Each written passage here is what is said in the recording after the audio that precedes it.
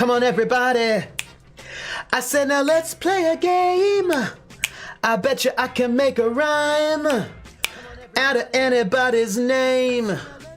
This letter of the name, I bet you like it wasn't there. And then a B or an F or an M will appear. And then I say bo at a B, then I say the name, then banana, fan, or info. And then I say the name again with an F, very plain, then a fee, fi, and a mo. And then I say the name again with an M this time, and there isn't any name that I can rhyme. Krellin, Krellin, Krellin, Bobellin, Banana, Fana, Fofelin, Fee, Fi, Momelin. Krellin, come on everybody. I said, now let's play a game. I bet you I can make a rhyme out of anybody's name. The first letter of the name, I treat it like it wasn't there. And then a B or an F or an M will appear. And then I say bo at a B, then I say the name, then banana, fan, or info. And then I say the name again with an F, very plain, then a fee, fi, and a mo. And then I say the name again with an M this time, and there isn't any name that I can rhyme. Levi, Levi, Levi, Bo, Bevi, Banana, Fana, Fo, Fevi, Fee, Fi, Mo, Mevi. Levi.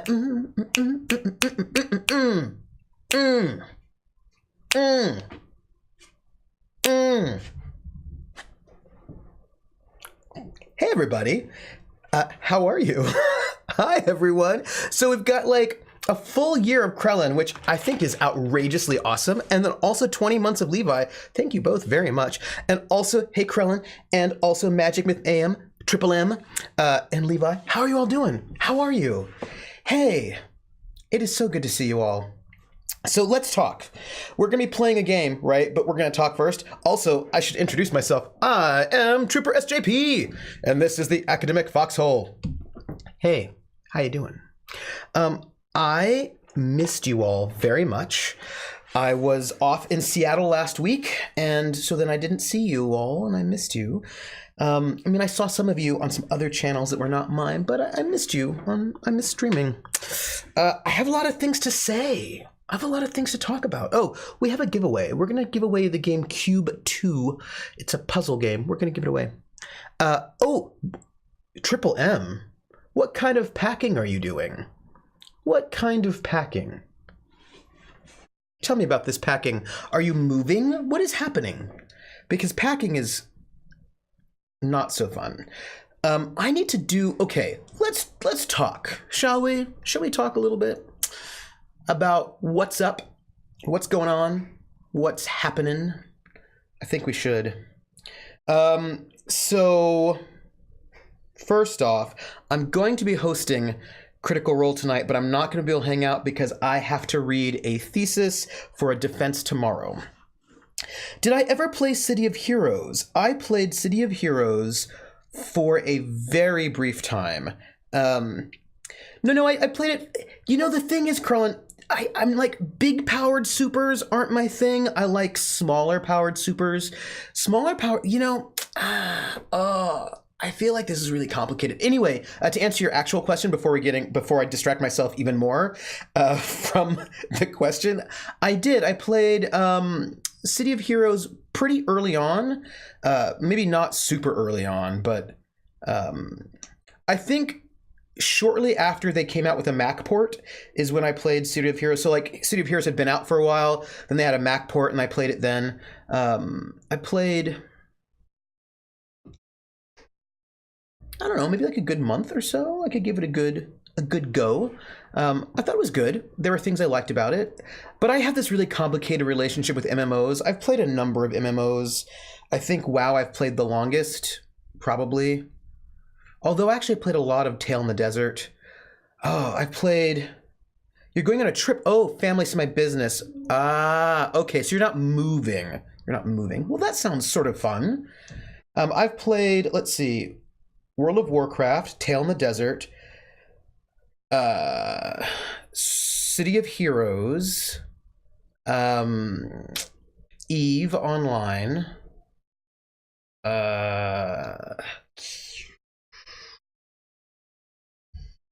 If it was available for the Mac, I've probably played it. Oh, Elder Scrolls Online. Oh, I would believe you, Krellin. I would totally believe you. I haven't played Guild Wars. That's one I didn't play.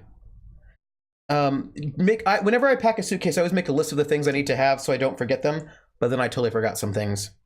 No, I would believe you. I mean, WoW was certainly not the first. There were a lot of MMOs before before WoW. I just have this complicated relationship with MMOs, to be honest. And you want to know what it is? You can't see because they're in the other room, and actually because I have not unpacked them. But I have an entire... Well, once I unpack them, I'll have an entire bookcase full of console games that I have not finished. And I have an entire Steam library and good old games library of games I have not finished, and just a bunch of random games that are neither in Steam nor good old games that I need to finish. And so MMOs always make me feel guilty, even if they're interesting, because as I'm playing them, I'm having a good time. Although I always play solo, I'm not really a big... Yeah, whatever. So anyway, the point is, I'm playing, and I'm like, I could probably play this game forever, but then it'll never end, and then all these other games that I have will never get finished. So I always end up burning out on MMOs a little bit after a while, because I feel like my other games are getting sad. I could do fetch quests. The solution is to ignore your backlog and just play the MMO. Yeah, I suppose, but then I don't have that feeling of accomplishment. I wanted to try. They're like the Secret World and Star Wars. I wanted to play both of those, but then I never did. Because they were not Mac out. They were not out for the Mac. So lots of stuff happening, huh? Yeah. So that level up ding is all, but then it never ends. It never ends. I could just play it forever. Oh, you had a character that could solo dungeon bosses? That is an accomplishment. That's pretty... What was the class? What... Krellin, give the deets. Tell us about this character. Like, what class build? Give us something... Like, was it a priest? Paladin? I had to sell my WoW account to make sure I didn't go back to it. No, I mean, my WoW account is still out there. I could still activate it, and maybe I will. You don't know. I might. You can't. You don't know. You can't tell me what to do. No, play. So the thing about supers is that Guild Wars 2 is super lot. My Bots Traps Mastermind could also solo archvillains, as could my Fire Dark Corruptor. Oh, that's cool. So growing up, when everybody was reading superhero comics, I would read some superhero comics, but those were not the comics that I really enjoyed the most. Everybody was reading, Batman and Superman and the X-Men and all that business. And I was reading House of Mystery, House of Secrets, The Witching Hour, all the horror books. I was reading those. And then I was reading the Sword and Sorcery comic books like Arion, Lord of Atlantis, and Warlord. I was reading a lot of that. And then as I got out of the early 80s, the biggest obstacle to fighting AVs, archvillains, and City of Heroes was their regeneration, which was stupidly high. I mean, surviving their damage was also hard, but that was an obstacle for everything. That is fair. That's nice. And then as I got a little bit, moved on a little bit, I picked up some crime books. Ms. Tree was one of my faves. And then all these sort of then I was reading things that were not any of that stuff, like Love and Rockets. I was big on that. Maze Agency. Movie, a lot of crime stuff. And when it came to hero books, I read the run of Teen Titans, it was pretty dark. Captain Britain from the UK by Alan Moore, that was pretty dark. I like that. I read like anthology books. I would read like Drawn and Quarterly. Like I would read that a lot. And when it came to heroes, oh, actually, I loved The Shadow. Krellin must know me. I feel like Krellin somehow must have met me because I loved The Shadow. That was one of my favorite superhero books, was The Shadow in the 80s. I also read Ghost Rider, Teen Titans. I'd pick up Superman when Mr. Mxyzptlk was involved, so he didn't have his powers. I like the Ambush Bug. I should pick up my comic books from my storage unit, and I can tell you what I got. I would pick up like random things here or there, like Tiger Man, or I liked Captain Britain. So then I read Excalibur. But I read The Huntress and a little bit of Wonder Woman. I didn't read a lot of Batman, every once in a while. Yeah. I was sort of into the non-hero books, except for, ooh, yeah, I like the question. I did. I liked the question. No, he's not a low-power hero. He's not. But in the Alan Moore version, he was also an alcoholic that quit. And it was kind of gritty, but not in a Frank Miller sort of a way. He was not low-powered. Although for a lot of that run, he quit, actually, right? He stopped being, because he was an alcoholic and he was kind of a mess, and he just quit being Captain Britain because he was like, and then his sister, Betsy Braddock, who was not yet an Asian woman, still just a British woman who was not Asian, a white British woman, she ended up being Captain Britain for a while, but then that was really bad. And then Captain Britain killed Slaymaster. That was rough. Like there was like it was rough, and I appreciated the less heroic aspects of it, and that I liked. But I mean, I read The Watchmen, of course. Yeah, and the thing is, I like Superman. I just found a lot of the stories not super exciting. Yeah. Oh, both masterminds and Critter are technically villains. Interesting. So in order to fight a villain, you must become a villain. City of Villains. Oh, that's fair. So yeah, and I liked. Yeah. So I was never like a huge. So just in case you want to know, my comic book collection is full of not books that will give me money, right? Like I could have bought all those X-Men back in the day with the Dark Phoenix saga, but I didn't. I bought the Ambush Bug instead. Oh, you robbed banks? That sounds fun. So, I love the question. Also, I love the radio program. Both of those were excellent. I don't think I read a lot of the Westerns like Jonah Hex. I don't think I read I didn't read Jonah Hex. But yeah, I was into like not so much the big hero books. I mean, I have some. Like I have hero books. That just wasn't the Swamp Thing. That just wasn't my big stuff. So I do not have an expensive collection. But yeah. I mean, I'm not against superheroes. Do you know what I mean? I just find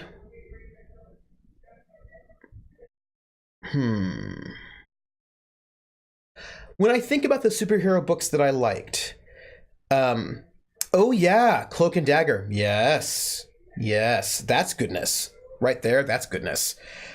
Basically, when it came to superheroes, I kind of liked, I like more character stories, Like I like really good character stories. And a lot of the superhero books were not giving me good character stories. They weren't working for me. And if there was like some good character stories, then with some vulnerability, then I'd be more interested in it. I think that's kind of why I like that run of Teen Titans, because it was rough. I went and got some Cloak and Dagger comics after Spider-Man ran into me. Oh, yeah, no, they were actually kind of fun. I did enjoy them. Yeah, right. So basically, I just want a little.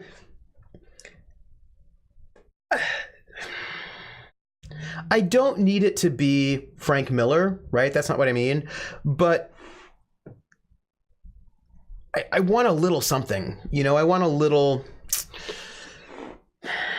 character indecision and frailty, human frailty, some vulnerability, some humanity, some stakes, some that you don't know if it's going to work out, some struggle. I like that. Hello, Volpez. Yeah, I want something to ground them. Oh, All-Star Superman? Oh, I don't know that one. Is that the one where he lost his powers? Is that a more recent one? Because I was reading a story where he lost his powers for a while. Happens. And that was like a bit of a thing. So yeah, I just want some good grounded character stories. That's all I really want. And a lot of the superhero books were not, oh, he dies. Ooh. Well, that sounds interesting. I should check that out.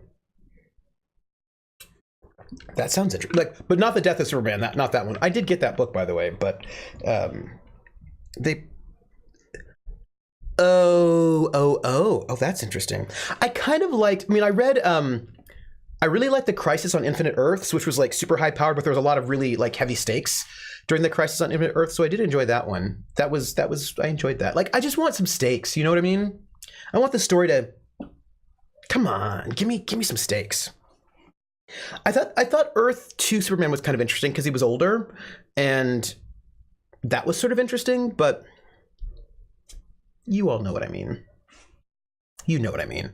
Ooh, steaks. I do like a good steak. So here's what I want to talk to you about, everyone. First off, I have to tell you, today is Thursday, and next week is the last week of classes.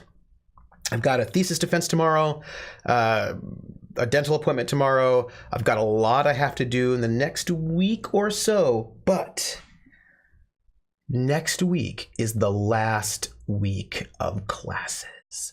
Last week. What does that mean? That means I will not have to start stream at 7:30 on a Thursday again. Oh, hey, B-Boodle. How are you doing? Why did I start stream at 7:30? Started stream at 7:30 because I had to run in, because students have their papers due next week, and students came in. I don't have office hours on Thursdays, but students wanted to meet with me anyway because they needed work on their thesis statements and their final papers. And so I was working on final papers with students, which kept me very late. And so I was not able to start until late, which makes me sad. But so soon, my friends, that will be over. And I'm not teaching Tuesday, Thursdays next in the fall. So I'm going to be able to be here at 6 o'clock. And I'm so excited for it because I miss you all. The other thing I want to share is, one of the things I'm going to be, like this summer, I want to do more RPG stuff on stream. And I am going to be on... Oh, good. I'm glad you're here, Triple M. I know, right? I mean, like, if the students need me, I'm going to be there. So I'm going to be on, I think, 2 RPG streams as a player over the summer. This is my understanding of the world. That is the initial conversations. But I also want to run some stuff. I want to run something on my channel. I was going to run this GURPS arena, but Steve Jackson Games has not made me happy right now with their response to the Bill Webb thing. So I don't feel like doing that right now. I don't feel like streaming GURPS at the moment unless they have some better PR. So I have to figure out what I will stream on my channel instead. I am going to run the French Resistance. Where I will run it is a little unclear to me at the moment because, there's all of that Geek Space stuff going on. So, I mean, I may run the French Resistance on Geek Space. I may run it on my channel. That is unclear to me. We will find out. stay tuned for that, because, you know, right? I mean, that is a thing we will find out. So I don't know what it is yet, but I am looking forward to continuing reading the Fate book and getting that together. And I hope to now, when will it start? I don't know. I would like to start it in May still, but we will see. I don't know when in May. I'm gonna have to sort of think about, there's a lot of stuff to think about, but I will say that it has been my dream to run this French Resistance campaign since the mid 80s, and I'm going to run it. Like, you just have to know I'm going to run that game. Where, when, I don't know, but we'll find out and I'll let you know. And maybe it will be on my channel. Maybe it will be on GeekSpace, depending on what happens there. We'll find out. But nonetheless, I am going to run that at some point, and I'm gonna run some stuff. I've been pondering. I have a lot of weird ponderances. That is my life. So nonetheless, I'm going to be running some stuff over the summer because that is something I really want to do. There's other stuff I want to do over the summer for the channel. We'll see. We'll see. We'll see. You know, I might actually just do a vlog about gaming stuff that I just put out there. We'll see. We will see. I was thinking about doing a blog, but I realized, even though I've got everything set up and I've started blog posts, and actually I have a complete blog post I haven't posted yet because I wanted a backlog. The reason why I realized my block when it comes to the blog, here's what it is. I'm just going to share this with you, from me to you. The block is, I have a hard time writing blog posts because every time I sit down to write blog posts, I think I should be working on my book, right? So like writing non-academic stuff makes me think that I should be writing academic stuff.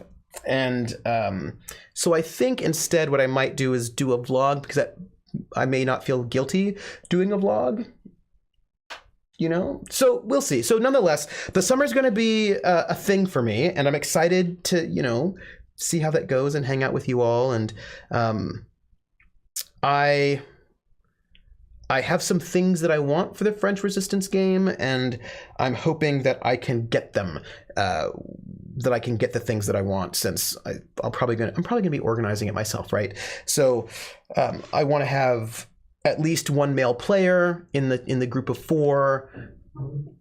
Yeah, I'm gonna work it out. So just so you know, I've got things happening. But the summer, which is coming up real soon, is going to be full of it's going to be some RPGs for me, and we'll see what we can do on the academic foxhole to make it a little bit more exciting.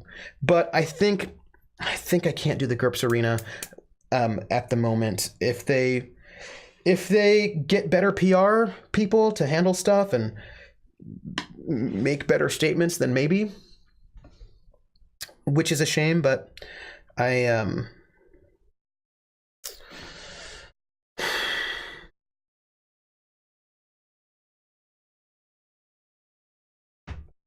here's the thing.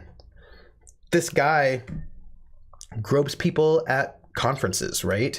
And assaulted some dude who tried to stop him from groping somebody. And this is a well-known thing. And I value actual people, human beings, over rule sets that I like. So, right. And nobody from SJ Games was doing that, but Frog God Games, the CEO of Frog God, is sort of well known as a conference groper, so much that people that work at cons feel really uncomfortable when he's convention around. And Steve Jackson Games is partnering with Frog God Games to go and make adventures. And people were like, "Hey, but this guy's kind of creepy." And Steve Jackson Games' response was not the one that I would have wanted. I would have liked a response like, "Oh man, we think that harassment is terrible, and we completely are opposed to harassment. We think everyone should be able to feel safe and comfortable in the gaming environment.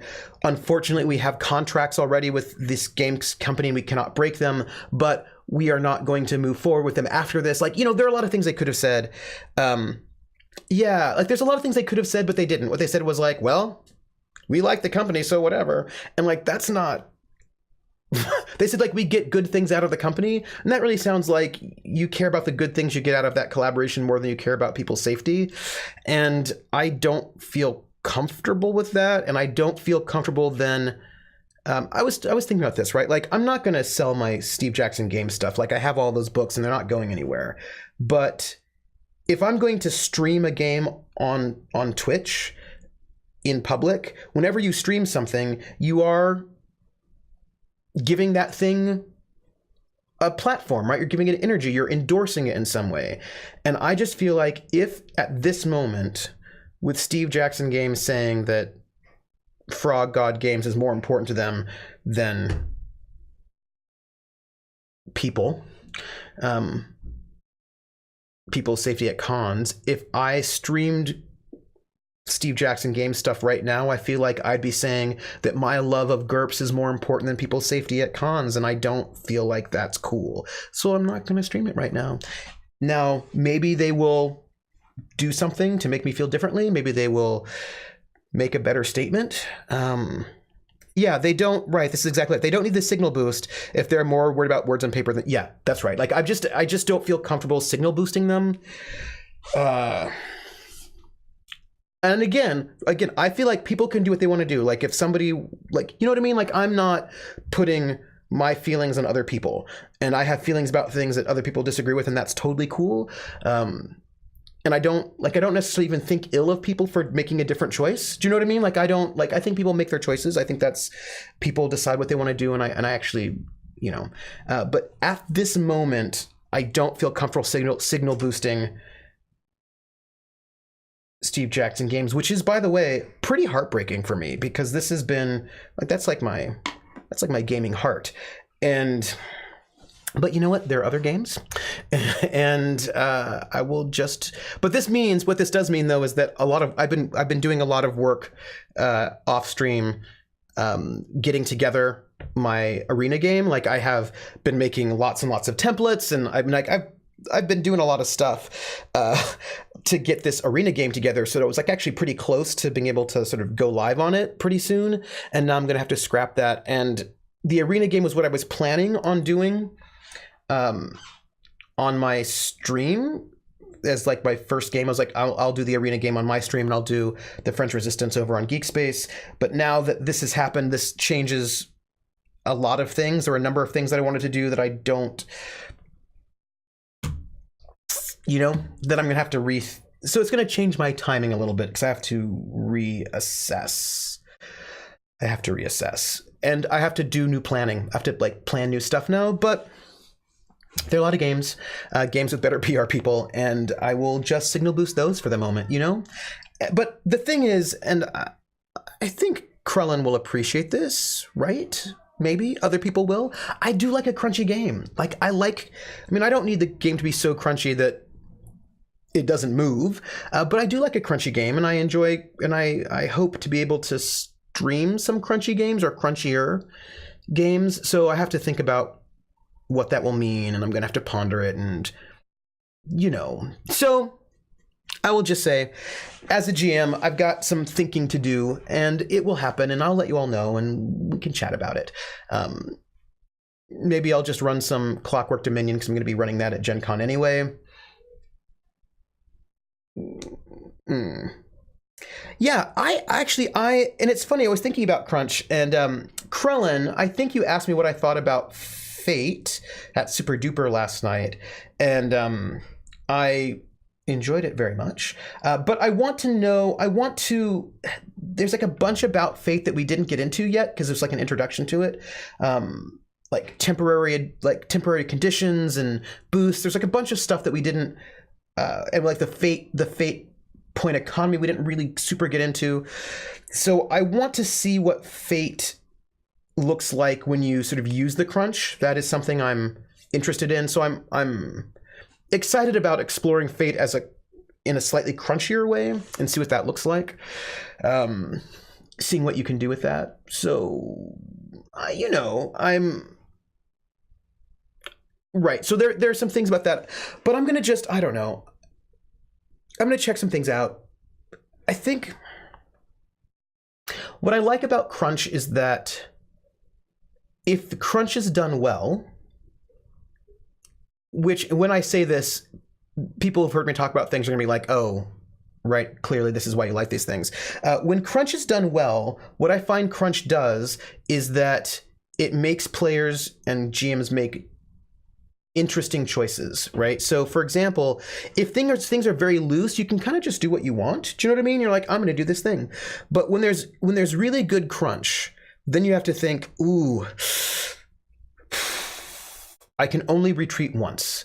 Do I retreat now or do I retreat later? I only have so many fatigue points. Do I want to use these fatigue points? There was I was playing in a GURPS arena, and I was playing on RPOL, which is a play-by-post community, rpol.net, I think it is. Not com, I think it's net. And it was like so it's a GURPS arena, and it was play-by-post, so that when the fight would start, each player would have, so like if I was the first player, I would put in what I was going to do, and then there would be 24 hours before for the next person to post their response, and then back and forth until whatever. Yes, right? Thank you, Krellin. I only have 30 bullets. Is it really worth using 1/3 of my clip for covering fire? Right. Like, those are really interesting choices to me. I love having to make those choices. Like, do I do that? Is that the best thing to do? And for me, that's also, I think of that as also a bit of an RP situation. Like, is this the thing that I feel like there's a lot of really good storytelling that's involved. And like, I think for me that crunch can enhance storytelling in ways that are ways that are surprising and interesting and may not happen if you just get what you want. So I like that a lot about it. So I was playing, because this is how I am. I was playing. This was like an arena set in Earth Banestorm. So, TL3, TL4 sort of fantasy setting, and we had so many points to make our characters, and and it's an arena, right? So what do you want? You want lots of strength and lots of health, and that's what you want. And you want like big weapons that can do that. And I played a fencer, and my fencer was not super strong. I mean, like, my fencer was not weak, mind you, but not super strong. I put a lot of points in dex, which is very expensive. Was very good at fencing, but fencing weapons have very low initial damage. They have a high multiplier once you get past armor. Like, if you get past armor, it'll do a lot of damage, but it doesn't do a lot of damage before armor. So, I'm a fighter without dex is bad, but I was up against an ogre who could do with a club that was really strong, and I could not parry. Like, as a fencer, like, parry is my best defense. I could not parry that weapon because it would break my rapiers. So I was relying on dodge. If I got hit once, I was like going to be taken out. I was a very good dodger though. And anyway, there was this, and this was like this amazing moment where I was up against. At one point I was up against another fencer, which was it was really interesting. I will tell you, there were not that many fencers in this arena because people were like, heavy's the way to go. However, I ended up having the best record out of all of the combatants in that arena. And like, cause I took records, and I had the best record. I had the most wins, and I had survived the most. I think it's because in the end I got really good at tactics, even though I wasn't the strongest and I couldn't put out as much damage before armor than other people. I was really, really good at tactics. I was like, oh, all right, I'm going to move around you. I'm going to hit you from behind. I'm going to hit your kidneys. I'm like, right? So I got really, really good at GURPS tactics because I had to, otherwise my character would die. And I remember we were using expanded effort rules. So you can use fatigue to give yourself a bonus. So like, you could use fatigue to increase your dodge. You could use fatigue to do a little bit more damage. You can use fatigue for these various things. And I was in this one battle, and this is really interesting, right? You use fatigue and that's fine, but if you run out of fatigue, all of a sudden you are slow and you're winded and it's not so good for you.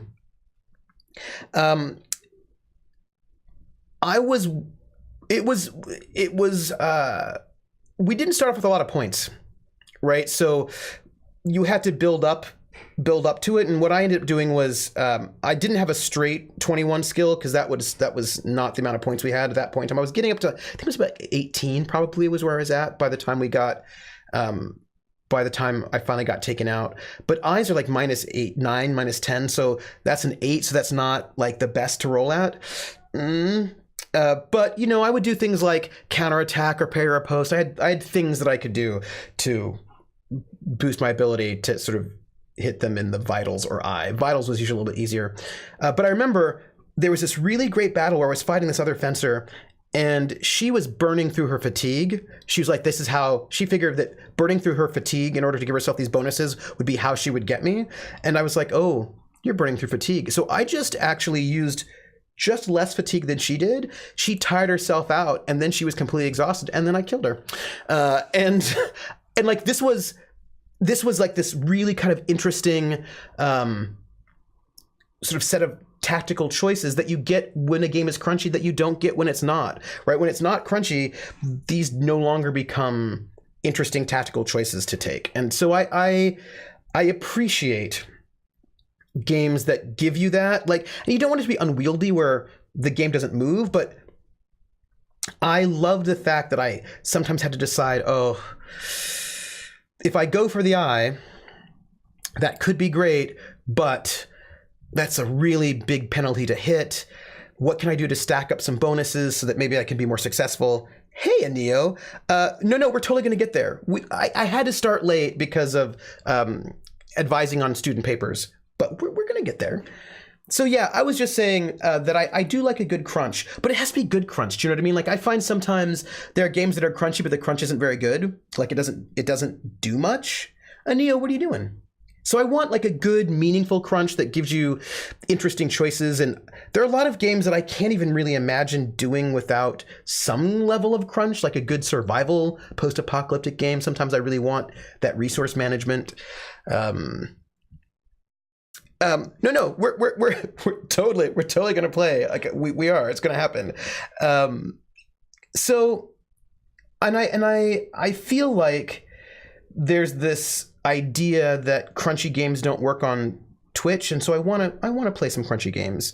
Never game, only talk, only Zool. So I do like I want to bring some crunchier games to the stream, but here's what I'm going to tell you. Right. See, like when I DMD, I don't make players track stuff like rations, right? Unless they go somewhere where food is scarce. And then you're like, Yeah, I think, and this has always been something I felt that a lot of the, I don't really enjoy the way D&D's combat crunches. Like for me, it isn't as meaningful. Like for me, a lot of D&D is about abundance, right? You can do all of these things. Which of all the things do you want to do? Do you know what I mean? Whereas I like games wherein you can't do everything. You have to choose which of the things you want to do. Do you want to do this? Do you want to do this? Do you want to be better at defense or do you want to be better at offense this round? Do you want to give up your movement to do that? Like, I really like it when rather than, oh, I can do like 5 things in a turn. Which of the 5 things do I want to do? Where in this turn, you can only do like 1 thing or 2 things and you got to choose, you know, like rather than let me just add on everything to the salad. I really like it when the game says you have to make some hard choices about what you want to do. I like that. And I like a little bit of crunch to help emphasize the difficult choices. So, yeah. So basically, I'm just so I'm going to think about it.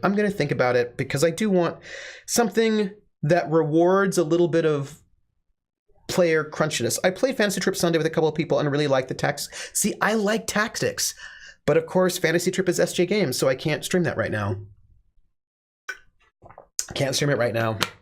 Especially since the whole Frog God game thing is like with fantasy trip adventures, and so I can't do that right now. Maybe I'll have to check out RuneQuest. I've got the new RuneQuest, and I will see if what the crunch is like in combat for RuneQuest, to see if the tactics are interesting. Like I just want some good tactics where like it's actually really interesting. I like good tactics. That's all. And like, look, you all know me. I love good RP. I love good RP, but I don't think that precludes good tactics, right? Or enjoying a really good, like satisfying combat, you know? And I love it when the combat,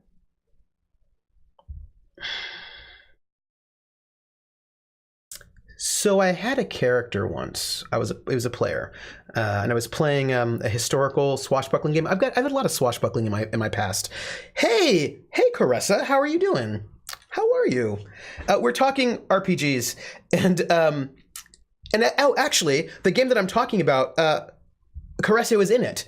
CR loves RP to death, but they also I really like that. I like both of those things together, and I can do one or the other, right? But I do like them together. So Carissa and I were both in a game together, Salle d'Armes, where we were all sort of French swashbucklers, and my character got his leg crippled in a fight, and then I had a crippled leg, and then it was, I ended up being, like, after it healed, I was able to walk on it, but I always had a limp, and also I got addicted to laudanum. So, so that particular kind of crunchiness in the game really brought forth a lot of RP opportunities, and I really like that. So for me, really good crunch sort of goes hand in hand with RP. Like, I like them together. I like the way they can reinforce each other.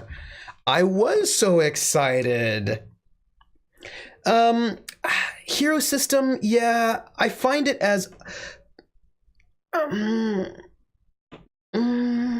played a bunch of heroes back, champions. I played a bunch of champions back in the day,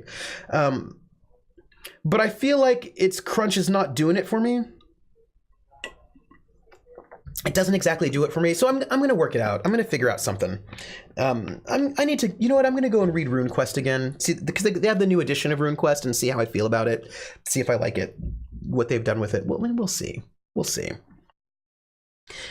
Because the thing is, let's be fair, right? Let's be really upfront. There are games that are crunchy in ways that are not good, where the crunch doesn't serve anything. Like, it doesn't give you really fun tactical challenges. It doesn't add to the story in any kind of a way. It's just somebody really likes tables. Do you know, like, somebody really likes random tables, like rolling on tables, and then you just have a lot of tables that don't aid you in any way. You're doing Neo is running is playing in Call of Cthulhu 5th Ed, which is the same edition that Caressa is my GM for, storyteller for. You know what's funny about Call of Cthulhu is I don't actually think it's that crunchy. I mean, it's an older game, but I think it's pretty. I don't think it's that crunchy of a game, right? Oh no, I like tables, Levi, but you have seen those games, right, where it's just like 300 pages of tables and it's all random tables, and you rolled a hit, and then you roll for the random table, and then you roll and you get arms, so they have to go to another table to get the subsystems of arm, whether or not it's wrist, forearm, bicep, tricep, or shoulder, and then when you get that, you have to roll again to find out whether or not they got gangrene. Like, I'm just saying, there's certain games that could maybe relax a little bit on the tables, but I do love some good tables. But again, like, there's like I have a high crunch tolerance, but there's a certain moment where you're like, and you perforated my kidney. Like, I don't know. Oh yes, Krellin knows that I was thinking about Rollmaster, as a matter of fact.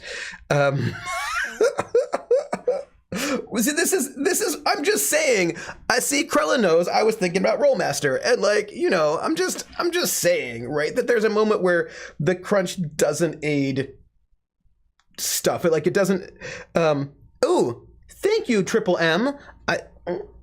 Thumbs up. Hey, Crit Witch.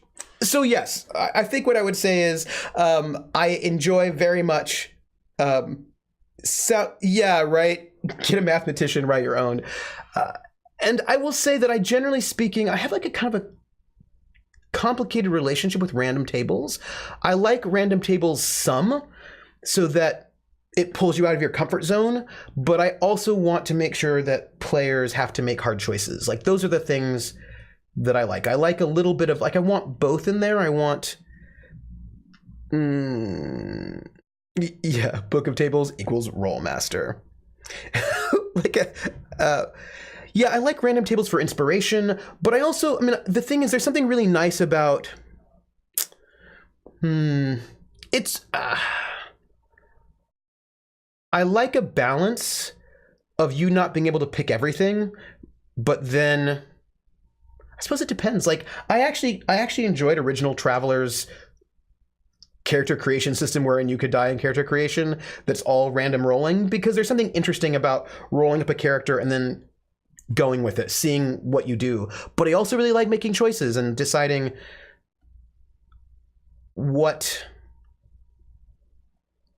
how to actually make the character you want. I like a mix of things. Like, yeah, I like a mix of things. But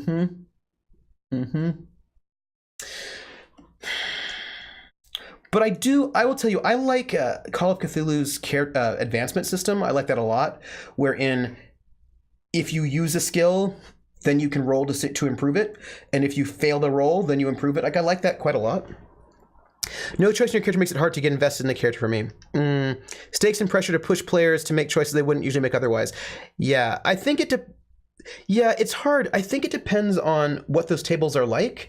And like, some games you can do random and get really interested. Although I suppose in the end, different games have different kinds of investments in a character. Oh yeah, I really like Call of Cthulhu's advancement. I think it's really good. Like, it's one of my it has impacted the way I think about character advancement quite a lot. In the sense that I want to try the new Traveler card game that just, oh yeah, me too. So for example, when I run GURPS, based on playing Call of Cthulhu for so long, I don't let people advance in skills they haven't used. And that is really coming from Call of Cthulhu mindset, right? That in Call of Cthulhu, you just don't get to add points to things you didn't use. You have to, if you didn't use it, you're not going to improve it. Whereas in other games, you just get points or experience points, and you level up whatever you want, whether or not you used it. And so that particular kind of Call of Cthulhu advancement has rubbed off on a lot of the ways that I GM, just generally speaking, and also actually not even just GM, but as a player, I don't tend to up things I didn't use. So, it has been quite influential. I like it. But then again, it also depends on what you see a character sheet as. Do you see it as a record of the things that you've done, or as a list of things you would like to do? And I have always sort of tended to see character sheets as a record of you remember the way it used to be called, like, character record? So I would tend to think of a character sheet as the record of the things that you have done. That if you look at a character sheet from one of my characters, you can look at it and you could, somebody's watching me and I have no privacy. Whoa, I always feel that somebody's watching me. Tell me, is it just a dream?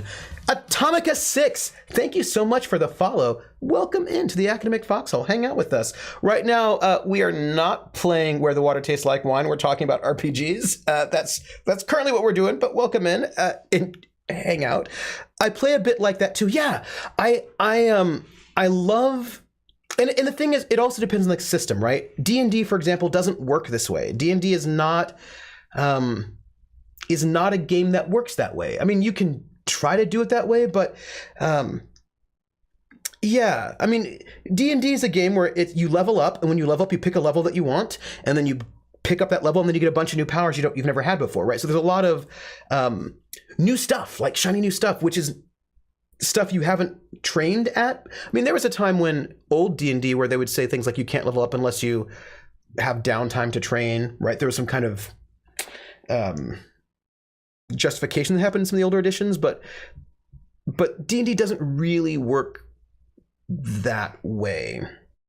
But I've often enjoyed looking at a character sheet that sort of works like Call of Cthulhu or GURPS or some other games where you look at that character sheet and you're like, oh wow, why do you have jungle survival? And you're like, well, my character was, in the army in Vietnam and got jungle survival. You're like, oh, that's so interesting, right? The ways in which, looking at this character sheet can tell you so much about who the character was and not just what the character can do. Oh, thanks. Thank you very much, Atomica. We're talking about, there's still optional rules for that. Nice. Why are you proficient in perception? It's a good proficiency to have. The one shot that I'm making use of the sheet as what the characters think their abilities are. Oh, that's cool. I'm really interested in playing around with things like that. Like the idea of the character sheet being what you think you're good at rather than what you are good at is interesting. That plays with things in ways I think are fun. I like that. Yeah, thinking about the ways in which you can approach what that character sheet is and what it means, a lot of it really has to do with the system you're playing.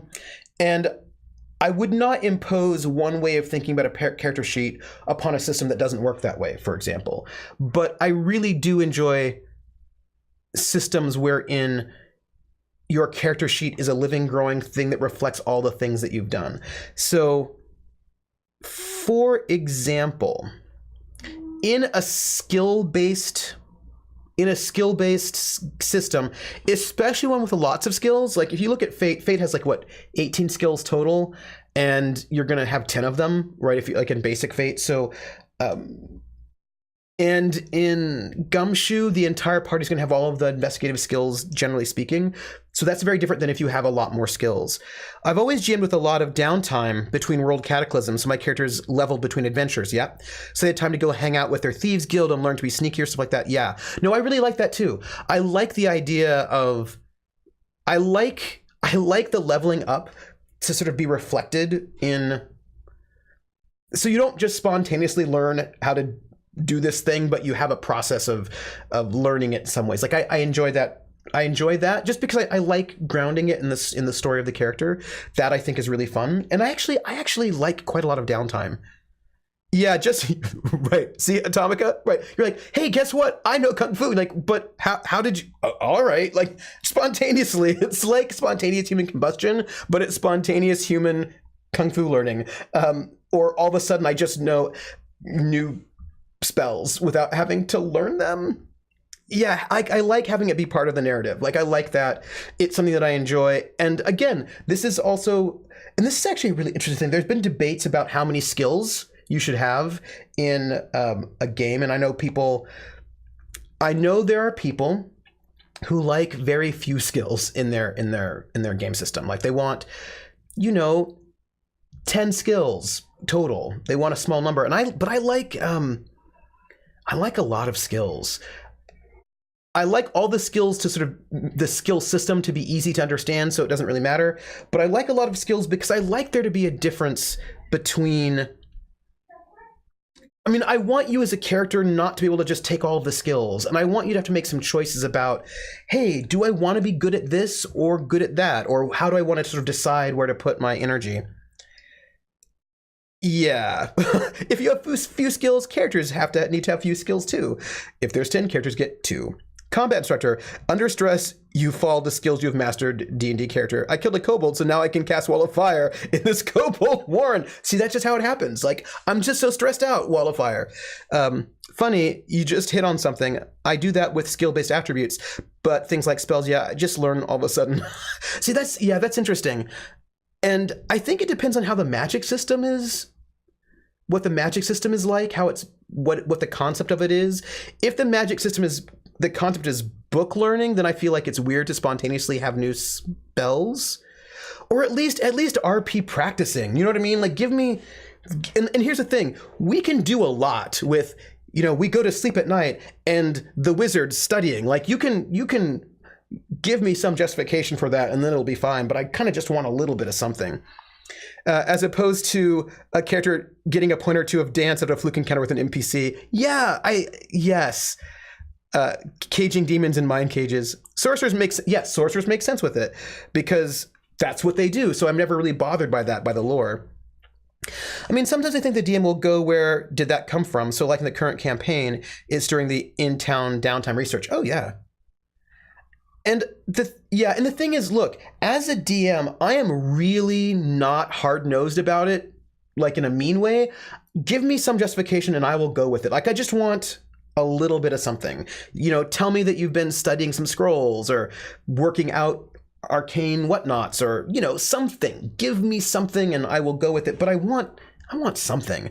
I want some kind of sense that this comes from somewhere. And Caressa was saying this thing which is so cool about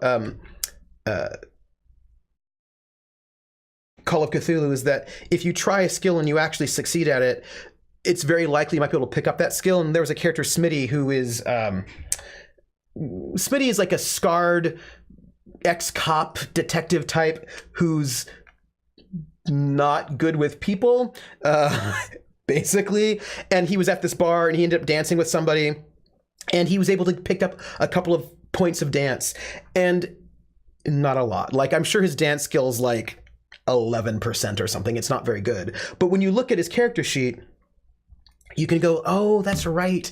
Those 11 points right there in dance. I remember when that happened. I remembered we were at the juke joint and you were sort of like corralled into dancing with somebody and it was super awkward. But the person you were dancing with was actually a really, really good dancer and made you look good, and she taught you a little bit. I remember that moment, right? Because she was a really good dancer. Oh gosh, now I'm remembering this moment. She was a call girl who was hired as a sort of a distraction because we were trying to like get some other stuff going on. There was like a bit of a plot, and once we hired a call girl to do some distraction stuff, and in the process she was dancing with Smitty, but because she's a really good dancer, she's able to make him look good, and through the process able to learn some things. And so now when you look at Smitty's character sheet, right there you see that dance skill and you're like, oh right, I remember that moment. Right, to be able to sort of see that character sheet and remember that moment, and that moment of growth is something that I love systems that where that is part of it. I mean, not all systems do that, not all systems have to do that, but I do enjoy that very much.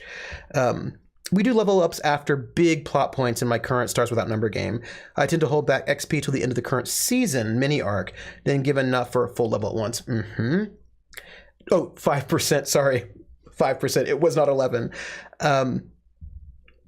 And yeah, Atomica, that's right. It's the difference between a character sheet and a stat sheet. It's about role-playing and not role-playing. And I love rolling dice, like I really do. But it's always, it's a funny thing, right? Like I like, and not all game systems do that, which is also fine. They don't necessarily have to. Do you know what I mean? Like not all games have to do that. Games can do different things. But I do enjoy being able to look at a character sheet and tell something about them, which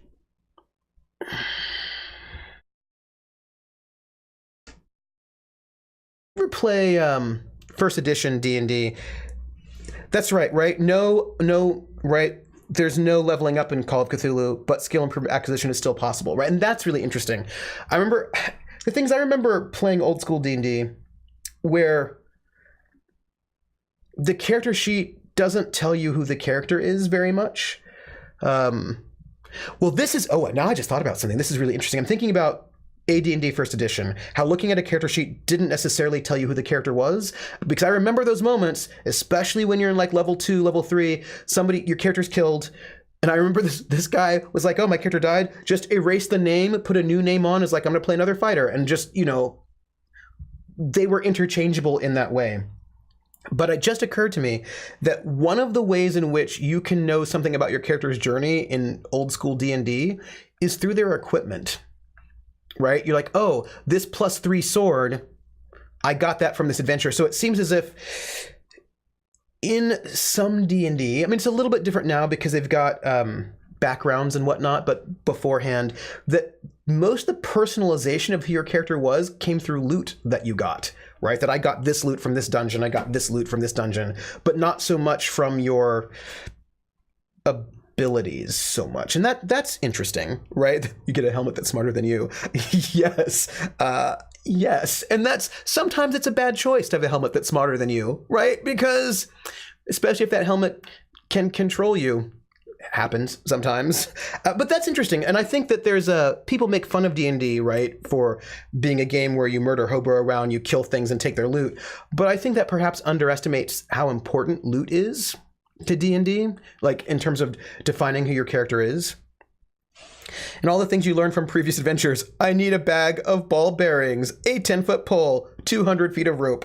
And sometimes it is not a choice to have that helmet that is smarter than you. That is so true. And yeah, and so isn't that funny to think about an old school D&D character? Really, you can tell who they are by what their equipment is. And that is actually very interesting.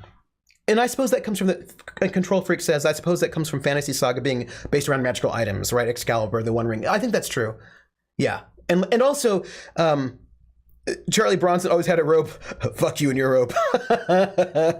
Helmet That's Smarter You reminds me of one of my player's characters. He played a lawful good sentient sword. Oh, that's cool. That was leading around an ogre, making it try to be good. Oh, that is really cool, Atomica. That's fun, right? That's a fun way of taking the D&D trope and trying to do something interesting and different with it. I like that. That's really cool. Give me a little something. Give me something new and a little bit exciting, and then I'm going to be interested. You know, and this is actually interesting. I was thinking about one of the things that I spent a lot of time doing in D&D as a player back in the day was encumbrance, right? How much can you carry? And I know that might seem for some people tedious, but that was where the hard choices came in, right? Well, I'm only strength 13, so I can only carry so much, but this armor is really good, but it's also really heavy. And right, so I think that some of the more, there are choices, right, that you end up making, I think, through encumbrance and loot that ends up defining who your character is in interesting ways and adding to your story. So I think that is something in D&D that perhaps people underestimate as being an important element. Oh, actually, we tracked encumbrance, Levi says, because that's what the rule said. Now it's like rations only track when it's important. I think generally speaking, we would always be very strict on that at character creation, because that's when you're actually like, make sure you're not hauling more stuff than you can carry.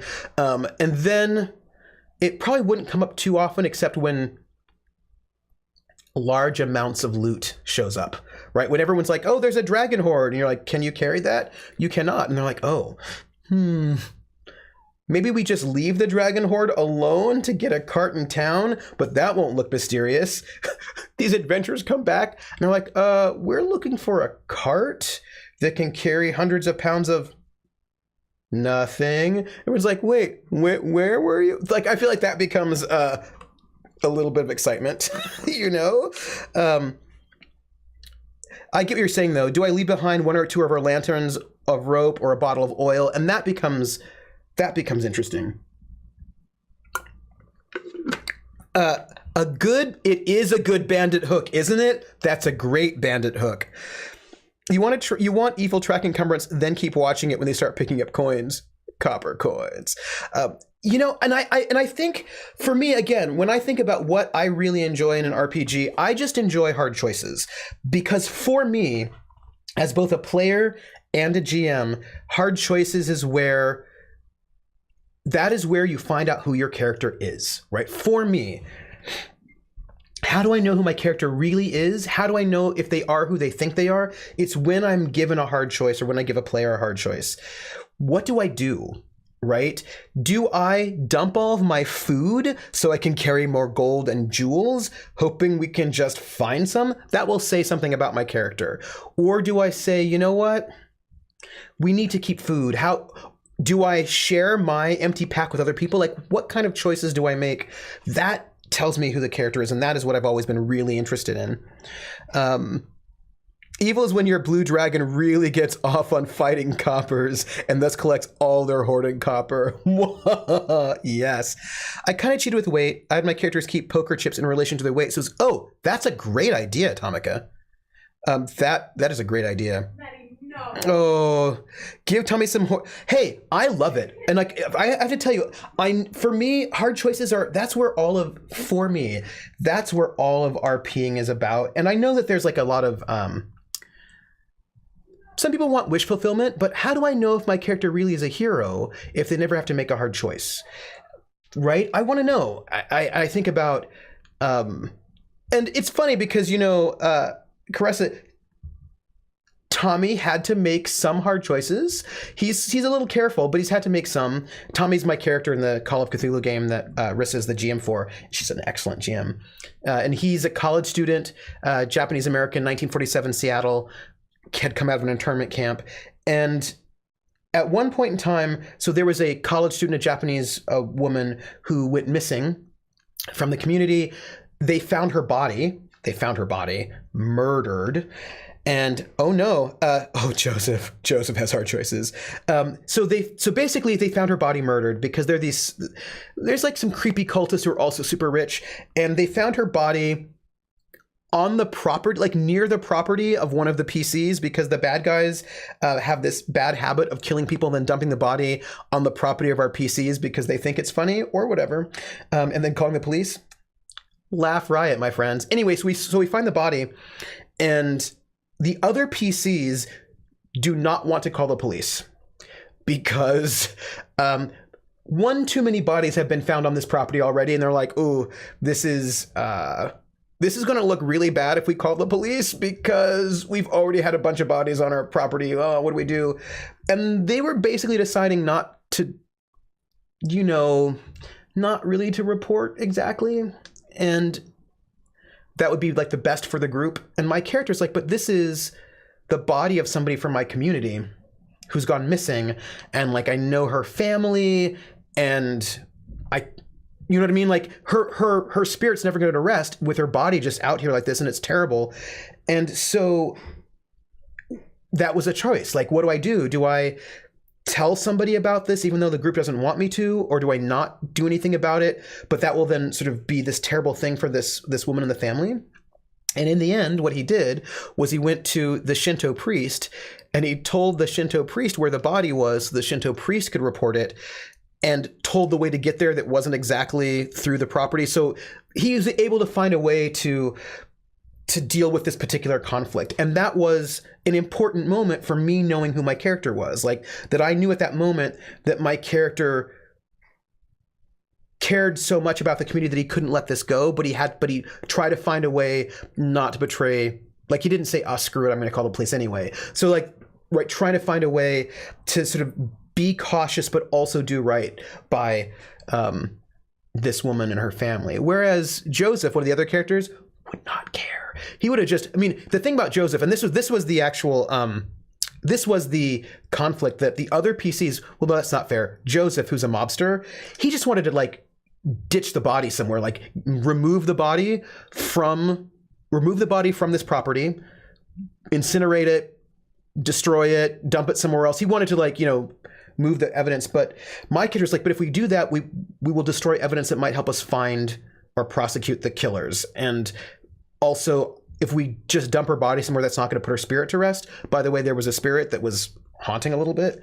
So there was like an idea of like, do you protect yourself or do you try to do right by this undead spirit, right? And my character was different than Joseph, who did not care about that so much. So those moments where you have to make those choices, that is something where I find you really get to know who your character is.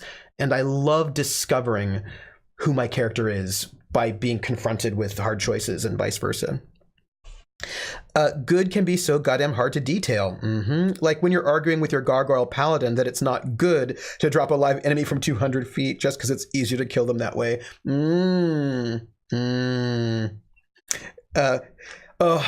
Joseph, one too many is definitely the correct number of too many. Yes. And so like I value that part, and I find that crunch can often help, right? So for example, there are sanity points in Call of Cthulhu, and that is a crunchy mechanic that also puts pressure on you, right? And that becomes also, thinking about power, right? I love games wherein you don't gain hit points over time. where you stay in danger.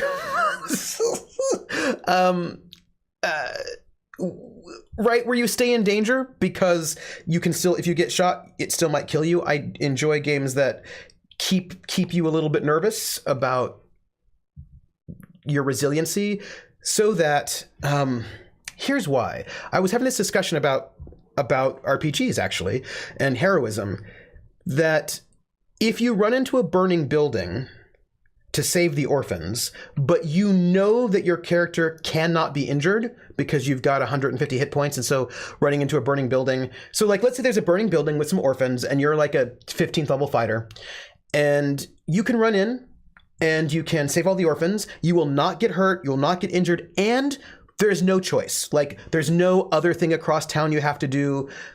You know, so you just go in, save the orphans, come out. Like, that's okay. Okay, but what if you only have 5 hit points and running into that burning building might actually damage you? It could kill you even, but you decide to go in the burning building anyway. Or what if there's a burning building full of orphans, but you have an opportunity across town to meet with the Duke for some whatnot, and if you don't go to the meeting with the Duke might think ill of you and you might lose an opportunity, but you decide to go into that orphanage and save the orphans anyway, right? That's a moment where I feel like, right, now we learn something about your heroism. Courage isn't lacking fear, it's being afraid and doing it anyways. Yeah, that's exactly right, Atomica, right? That's so here's the thing, right? I am, yes, saving orphans is good even if you can't die. So here's the thing. Sure, it's good, but I feel like there's a difference between saving orphans and that not, like, there's not even a choice there. You just go save the orphans. Like, it's always good to save orphans, unless they're demon orphans that are out to destroy the world. Then maybe it's less good. I don't know. But the issue there is more about the challenge not leveling with you then. No risk, no reward. Right? Yes. Yeah, it's about the challenge not leveling with you, but the thing is, even for high-powered stuff, the stakes have to change. Do I save the orphans, or do I stop this powerful enemy from escaping? Yes. And you could also do that on low levels, right? I just tend to think there should be... I think it shouldn't be easy. I mean, I suppose some things can be easy, but... And yes, I am making a choice saying this in front of my Call of Cthulhu GM, because we'll be playing soon, and I'm sure it'll be fine. It'll be fine. It'll be great, right? I mean,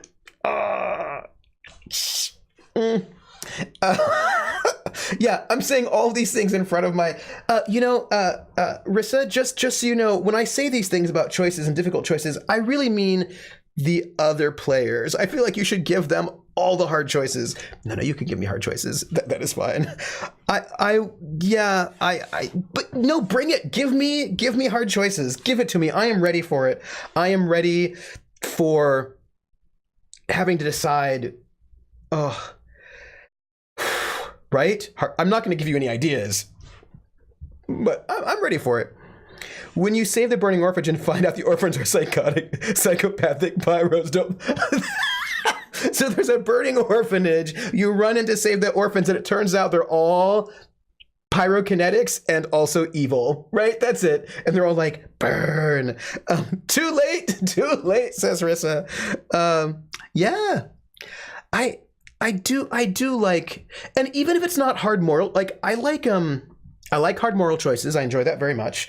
But I also like, even if they're not moral choices, I just like, do you do this or do you do that? And you can't do both. And what do you think? What should you do? Speaking of pyros and heat, just got reminded of a stupid fun encounter. Atomica, tell it. Share the stupid encounter. This is what we're here for. Yeah, I like to earn it. Do you know what I mean? Like, I like to earn it. Like, if I get a victory, I like to know that victory was earned because it was not a foregone conclusion. Which, actually, speaks to some of my feelings about fudging dice. It's a whole discussion about fudging dice. And I don't, in my experience, people fudge dice to help the PCs, not to hurt them. I mean, I suppose there might be some old school DMs who are like, I'm going to fudge dice to kill you all. But in my experience, all the fudging is to sort of, it's a bit of a Deus Ex Machina to sort of help the players. And, you know, I want to take the consequences. That's what I want. I want the consequences for what happens. Baker tried making a calzone golem. For advertising purposes, Golem went rogue. Burning hot tomato sauce gave 1 splash damage whenever it cut open. A calzone golem sounds delicious, although 1 point of scalding damage from hot tomato sauce sounds less delicious, but it might be worth it. Does it have like a cheese attack where it can spew like gooey cheese and bind you up like, you know, gooey cheese attack? Whoosh. Because I mean, I would do it. I think that would be really good. I want more food-based golems. That would be excellent. Yeah, I just like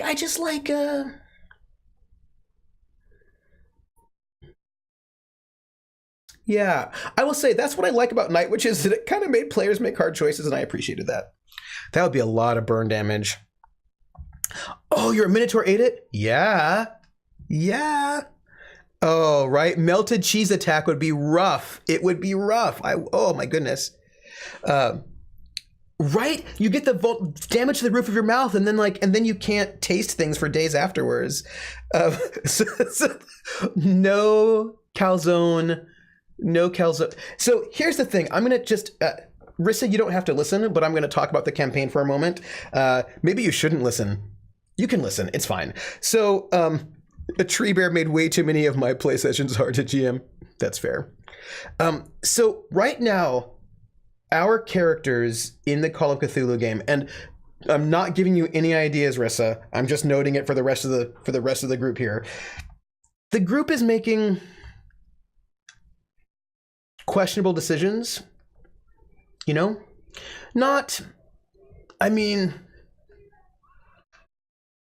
Some questionable decisions, and I just feel like these decisions are going to bite us in the butt later. I feel like the players are not concerned enough about the choices that we're making.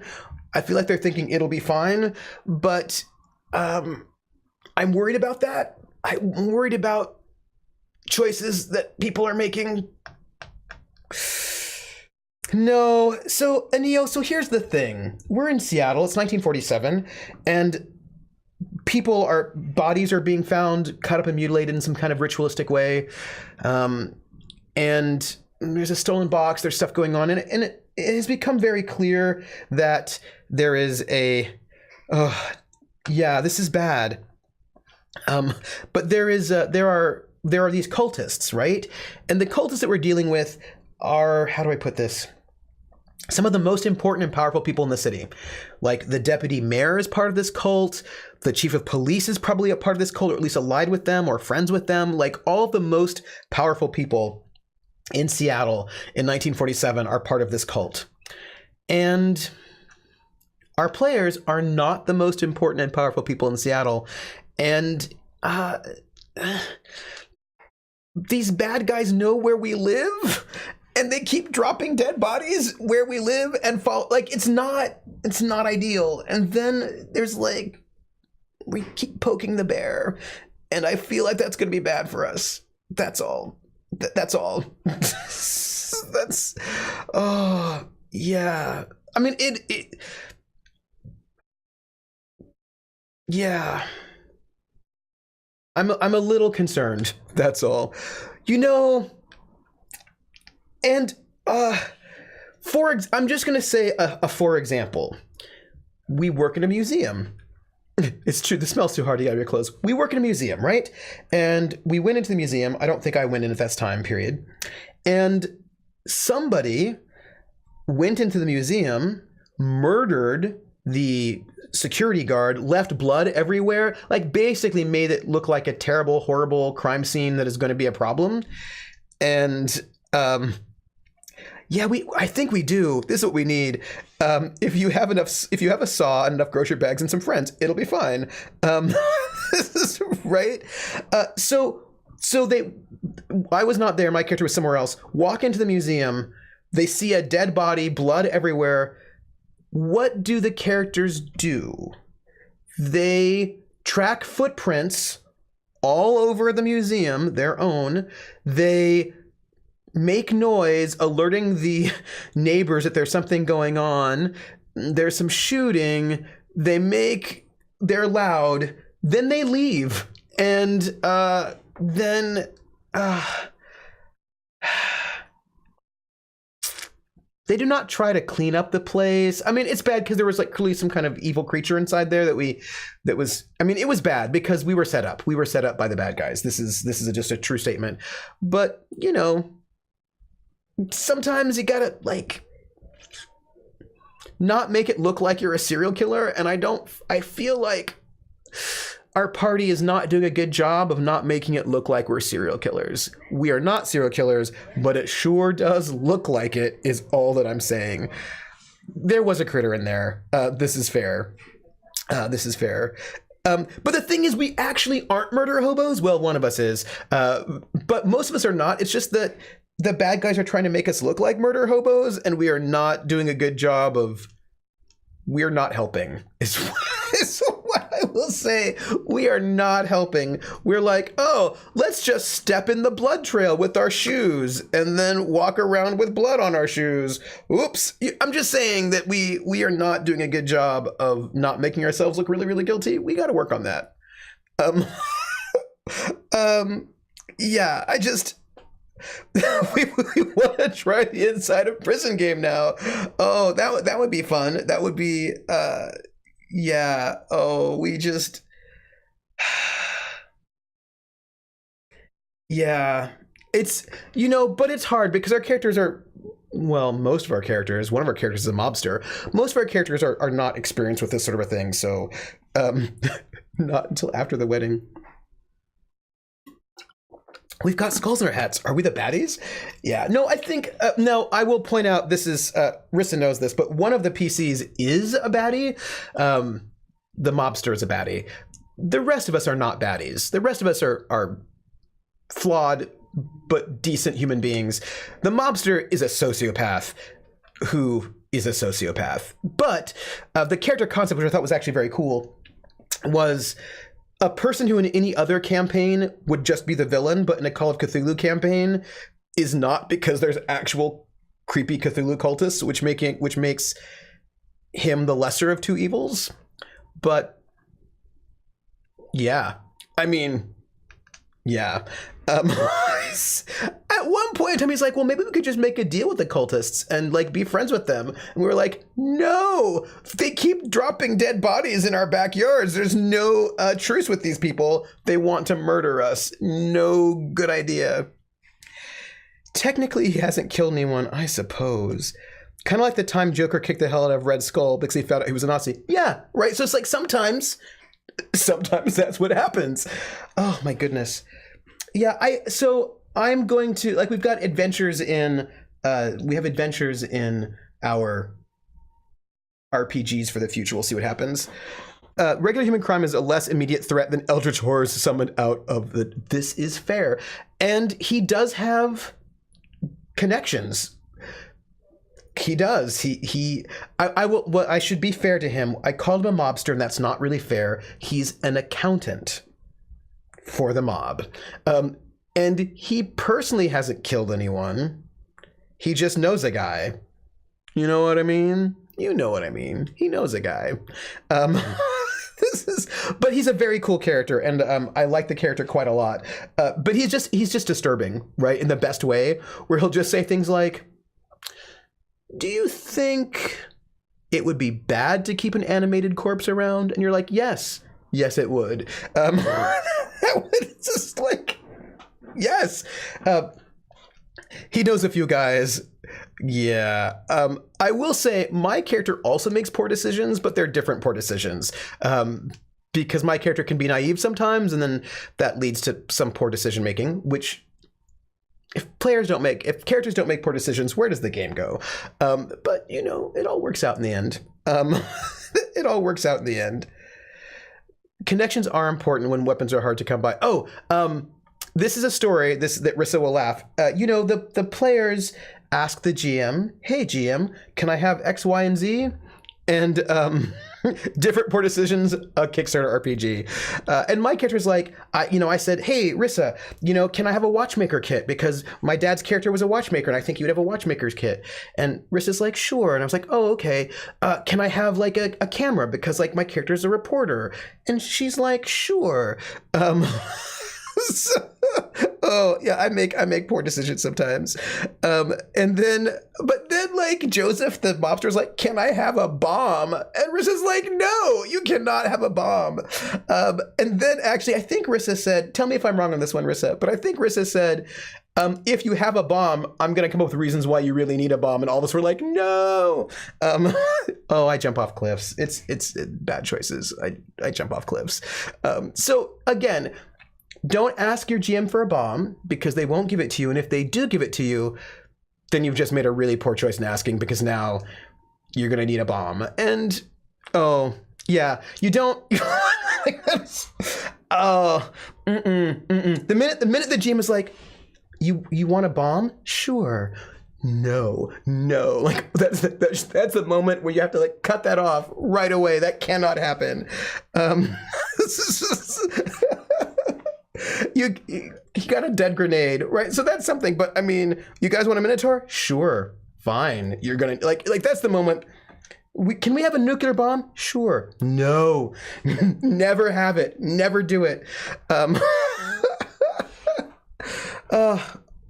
Right? Well, yeah. At that point in time, it's too late. Once you've asked and the GM says yes, it's too late. I take it back. I don't want the thermonuclear bomb. No. But that's some goodness right there. All right, y'all. It is a little after 9. We had a nice chatting stream about RPGs. I should go because I have to read a thesis by tomorrow.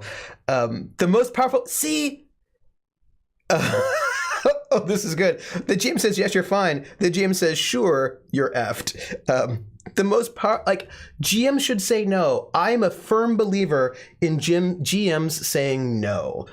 They can also say yes. Give a dead grenade. The next scene, talking to the cops as the grenade falls out on the floor. Right? These are the good moments. I have to say, what's really okay. Just all of you players who don't know this, but I assume actually, I cannot assume this because I've asked the question and players have not picked up on it. When the GM says, "Are you sure you want to do that?" That's usually a sign to rethink the choice. But so many players, nope. Right? Oh, that's a good. Is that what you say? That's a good one too. Levi. Are you sure? It never works. Are you sure you want to eat that? Oh, well, if that's what you want to do, oh my goodness, you're just committed. I like it is or that's so good. It's so good. Are you sure? Yep. Hold my beer, and you're like, oh, okay. Oh, I know, it's so fun. Or do you say that exactly? or are you sure you want to insult the queen in the throne room with all of the guards around? Oh yeah. You're like, okay. And that's right. And that's when when the GM says okay, then you're like, oh, maybe that was a poor choice. Are you sure? Maybe I'm sure. I don't know. I might not be sure. Oh my goodness. But I love players that will commit. Yeah, no, I like it. Like, that's, Levi, I'm with you. If you really want to put that Chrono Trigger level time travel bracelet in a bag of holding, go ahead. Don't blame me. And here's the thing, and I'm going to say this, and I'm saying this Are you sure? Well, I was. I'm not sure anymore. Please note, I am saying this with full knowledge that I'm saying it in front of my Call of Cthulhu GM right now. So, you know, what? I have always felt that whatever happens to my players, it's not really my fault as a GM, because they make choices, and I'm just here to sort of find out what happens when those choices are made. And sometimes those things are really bad. But, you know, I have to honor their choices, even if they're super bad ones.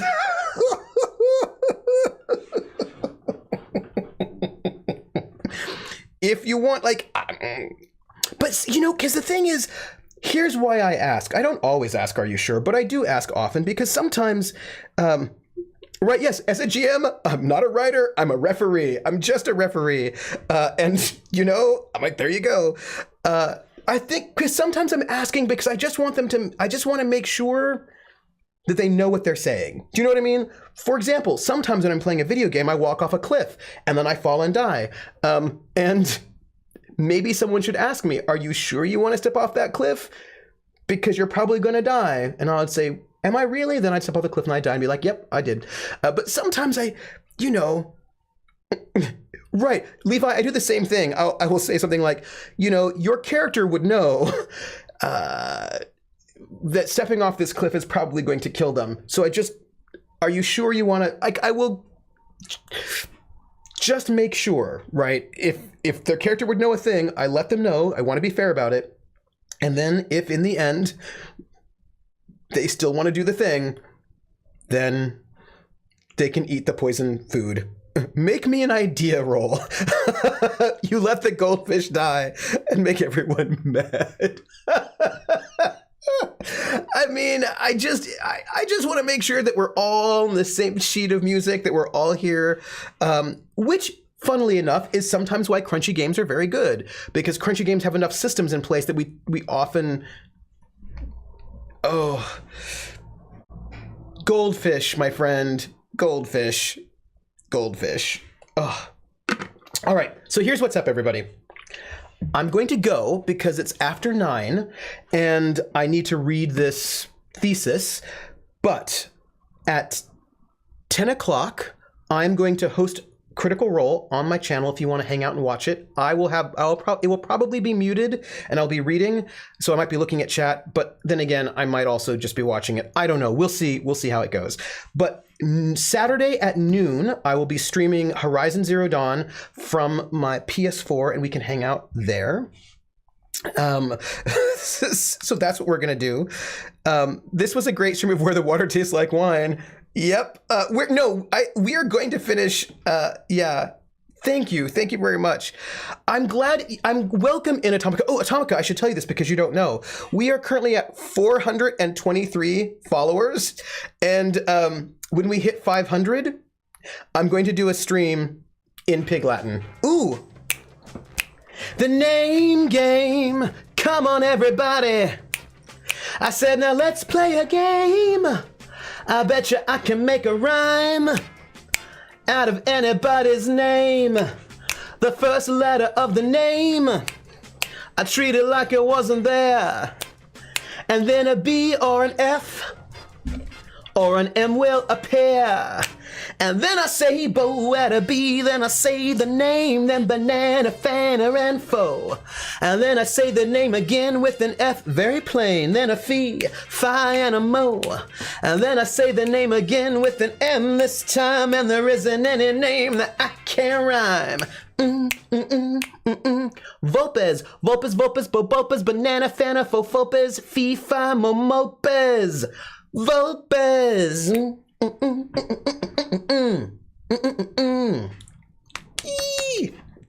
Thank you for the resub, Volpez. Volpez is subbed for 15 months. That's crazy. It's like a baby and a half. Oh no, I will not. Thank you, Rissa. I will not forget those write-ups. I'm so glad I'm going to be able to get the write-ups up because all of the madness is done, and I'm going to look forward to getting those write-ups up on our... we use Obsidian Portal. If you all don't know it, there's a website called Obsidian Portal, which will allow you to sort of keep records for your campaigns, and I think it's actually pretty awesome. I like it very much. And I'm excited for doing it. So yeah, we needed more music. Thank you for that. I appreciate all of the subs. All of the subs are going to go towards, because I'm going to just run something on my channel. I don't know what it is yet, because there are some things that are up in the air about the geek space, and we have come full circle. So noon Eastern time on Saturday for some Horizon Zero Dawn, and we're gonna into the semester, my friends. Just one more week, and then finals. But one more week, and then I'm gonna be able to work out what we're gonna do next, and it's gonna be good. I really wanted to do the arena though for reasons, but we'll work out something. I'm gonna do some investigations on what might be fun for an arena. Thanks, Levi. I hope you appreciated the where. Look, here's the thing. We only have 2 games left. Where the water tastes like wine, not like lime, because where the water tastes like lime is a different place. Where the water tastes like wine, and also Night in the Woods. We'll finish it, and then the question is, when we're done, will we have to do the 2019 nominees right then and there, or will we have time for do something else first? I feel like we'll have time to do something else. Something, right? Okay, so and then so this was the controller for the game, which we didn't play. Oh, wait, are you ready? Here you go. Wait, I can do this. Wait. And no, wait, here. Are you ready? Oh, look. Oh, and then this is and we're back. Thanks for the Where the Water Tastes Like Wine stream, everyone. It was pretty excellent. I think we got a lot accomplished, and wine, whites and green. Crone's like, no, will not have it. I'm gonna have dinner, and my dinner is not going to be only lemon heads. But it might involve lemon heads, but it will not only be lemon heads. I've got some food out there somewhere, but I'm gonna eat it. I'm going to do some work, and I will see you on Saturday, everyone, and watch this space for something really cool RPG wise. I don't know what it is yet, but I've got a couple of things that I'm pondering, and yeah. That's what's going to be. So take care, everybody. Thank you for being here. I appreciate it. And Rissa, we've got a game coming up pretty soon, right? And 3 weeks, which Levi says he has food, but he can only name lemon heads. Lemon heads are food, right? I mean, Memorial Day. That's right. Ooh, I'm excited. Lemon heads. Wait, Volpa says that lemon heads are not food. Lemon heads are organic material. They are organic matter. It's not like they're inorganic. I feel like,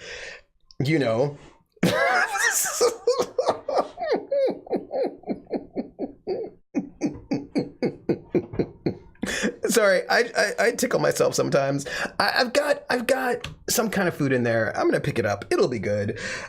So my friends, let me exit out of studio mode. It has been just lovely seeing you all, because I've missed you all. Rissa, when you ask questions like, do I have other food at home?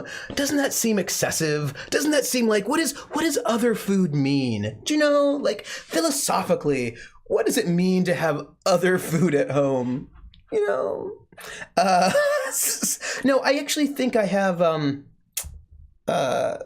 thoughts and words and a great stream. Thank you so much. I think I have I think I'm gonna make a sandwich, or I'll get Grubhub. One of those two things.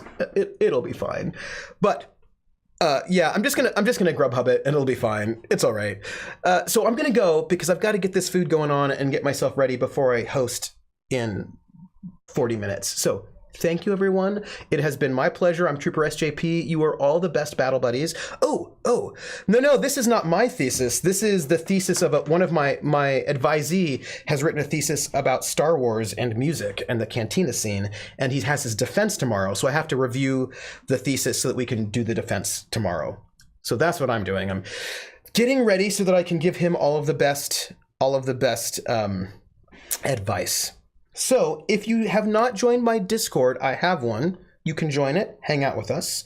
And I also have a Twitter. You can join me on Twitter. And there's an archive of the shows on the YouTubes. Those are the places to find me. Hang out with us, and I will see you on Saturday, if not Saturday, next Thursday. Take care, everybody. Be excellent to each other, and I will see you all later. I'll catch you on the flip side, everyone. Bye.